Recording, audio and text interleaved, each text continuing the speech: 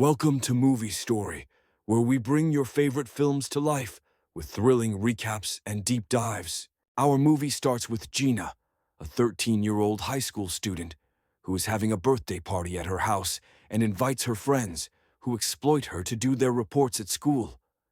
She wishes to be one of them and as beautiful as they are. She has a friend named Matt, who tries to convince her that she is prettier than them.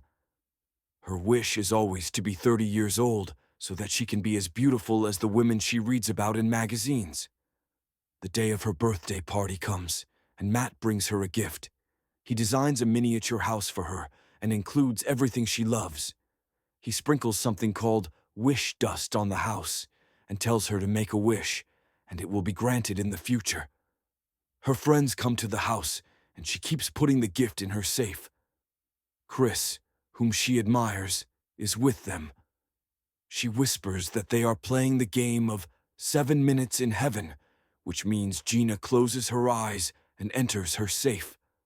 One of the young men kisses her, and Gina agrees, staying in the closet until the girls take the food from her party and leave. They trick Matt by telling him that Gina is waiting for him in her closet. When he opens the door, she realizes that Matt is upset because they laughed at her. She pushes Matt away, shuts herself in the closet, and starts crying alone. Above her is the house covered with the dust of wishes. She closes her eyes, makes a wish to grow up and be 30 years old, and says she hates her childhood. She falls asleep and wakes up in a completely different bed and apartment. She starts calling for her mom and dad.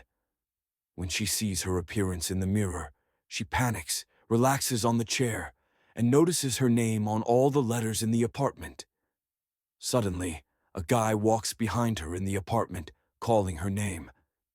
Thinking he is a thief, she grabs a coat, runs down the street, and gets into a car when a worker calls her, saying they will be late for the meeting.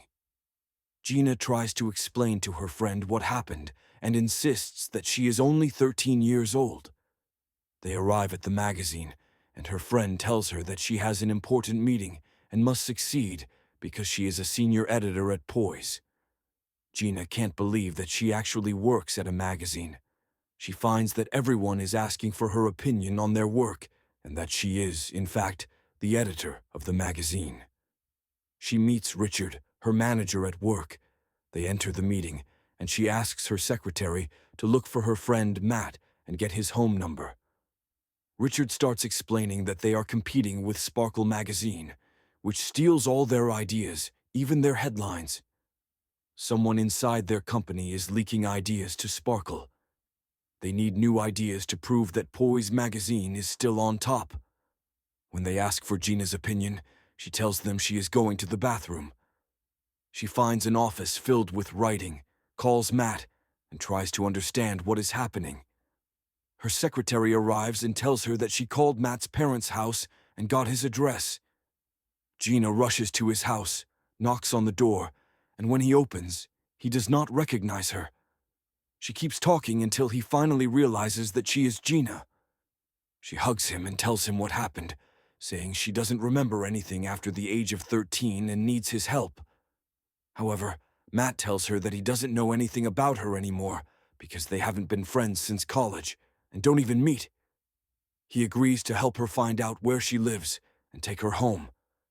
She asks him for any information about her life. He brings out a photo book from university and tells her that she became the leader of her group instead of Tam Tam, who is still her friend and now works as her assistant, Lucy.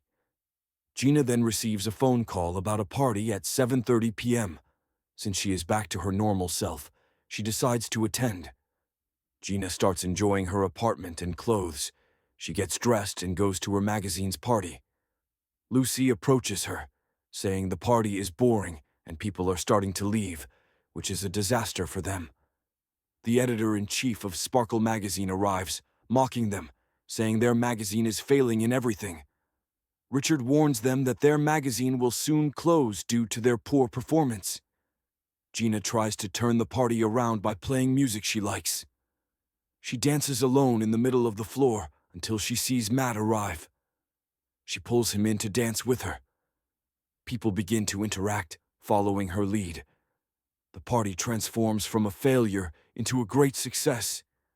Richard is delighted to see the event come to life and joins the dancing. The next day, Gina decides to enjoy her life and money. She starts researching how to make the magazine successful. She goes out with Lucy and meets Matt and his fiancée, Wendy. She is shocked to learn that Matt is engaged and plans to move to Chicago. Upset, she returns home. At the magazine, Richard tells them that their circulation numbers are terrible. They used to sell 1 million copies, but now only 600,000, while Sparkle's sales are rising. Management demands a magazine redesign, or they will shut down. Gina supports the idea, and Richard assigns her to lead the effort. They have 2 weeks to present their ideas. Gina returns to her office, where her secretary brings her messages. She realizes that most people hate her, and she has no real friends due to her bad attitude. She also discovers she is in a relationship with her friend's husband. Additionally, she overhears that she fired a woman after stealing her idea. She learns that Lucy is planning to betray her. Feeling overwhelmed, she goes to Matt and asks him to go for a walk. He tells her that the last time he saw her was on her 13th birthday when she stayed in the closet. He tried to sing to her to calm her down, but when she finally came out, she threw the dollhouse he had made for her at him. He had spent 3 weeks making it for her, and from that moment on, they never spoke again. He tells her that she became a selfish, arrogant person who cheats on her friend with her husband, and she no longer speaks to her parents. Heartbroken, Gina travels to her parents' house, but they are away. She enters her old closet, locks herself in, and cries.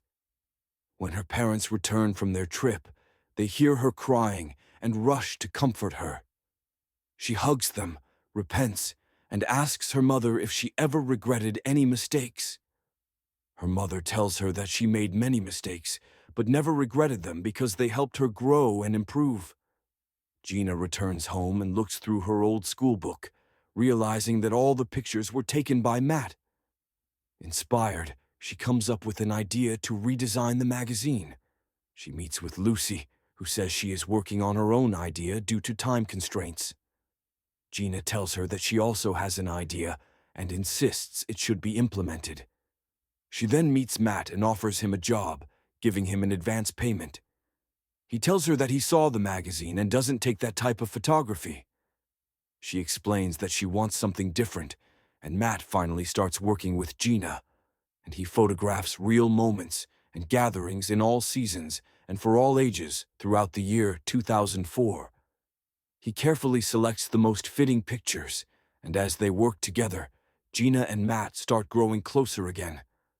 The time comes to present their ideas to Richard. Lucy is very excited, but there is also hope in Gina's idea. She presents all the pictures of the models that the magazine used to feature and explains that no one knows these models, nor are the readers interested in their lives. Instead, she suggests that the magazine should focus on the lives and moments of the readers themselves, sharing their moments of joy and laughter. She believes this is the only way to bring vitality back to the magazine. Her idea is a success. Richard and the entire magazine staff applaud her. He asks about the photographer behind the project, and Gina tells him that her friend did it. Later, she goes to Matt's house to tell him the good news. Meanwhile, the magazine's owner arrives at the office and finds Lucy there. She tells him that Gina decided to use a famous photographer who was connected to her lover, and that Matt's pictures have been moved to the archive because Gina no longer uses them. Lucy then asks if Matt can sign a contract to waive his rights to the photos in case they are used later. Realizing that Gina has abandoned him again, Matt leaves without a word. Gina arrives at his house but finds Wendy, his fiancée, there. Wendy tells her that Matt went out to buy his wedding suit because their wedding is tomorrow, and he had been delaying the purchase. Heartbroken by what she hears, Gina returns home. The next day, as she prepares for her presentation in front of the magazine's board of directors, Richard bursts in with shocking news. Her idea was stolen and published in Sparkle magazine. He reveals that Lucy was behind the betrayal. She not only leaked the idea, but was also appointed as Sparkle's new editor-in-chief. Worse, she tricked Matt into signing away the rights to all his photos, allowing Sparkle to use them. Gina rushes to confront Lucy before leaving. She demands to know why Lucy betrayed her. Lucy, however, turns the accusation around, saying that she found messages proving that Gina was the real traitor, leaking past magazine ideas to Sparkle. Seizing the opportunity, Lucy decided to take control and sell the new idea herself. The next day, Gina sees Sparkle's issue featuring her stolen concept. Devastated, she rushes to stop Matt's wedding. She hails a taxi, only to realize that the driver is Chris, the boy she admired when she was 13 years old. The traffic is heavy, so she jumps out and starts running toward Matt's house. When she arrives, she sneaks in before anyone notices her and bursts into Matt's room. She apologizes for what Lucy said and for everything she did. She tells him that she has changed and that she wishes she were the bride. Matt sadly tells her that time cannot be turned back. If it could, he would have changed many things in his life, starting with never leaving her. But now, it's too late. Heartbroken, Gina walks away, crying. Matt watches her and then goes to his safe. He takes out the miniature house he had made for her all those years ago. He tells her that despite everything, he never threw it away. She asks if she can take it back, and with tears in her eyes, she confesses that she loves him and that he has always been her best friend. But she lets him go. She sits outside her house crying, regretting all her mistakes. She wishes she could go back to being 13 again. Suddenly, the wish dust swirls around her, and she closes her eyes. When she opens them again, she is back in her 13-year-old body, sitting inside her closet. As soon as Matt opens the door, she jumps out, hugs him tightly, and throws her drink at Tam Tam. Time passes, and as they grow up together, they remain close. Eventually, Gina and Matt get married and live the life they had always wished for. If you enjoyed this story, don't forget to like, share, and subscribe to Movie Story for more amazing movie recaps. Let us know in the comments which movie you'd like us to cover next. Thank you for watching, and see you in the next one.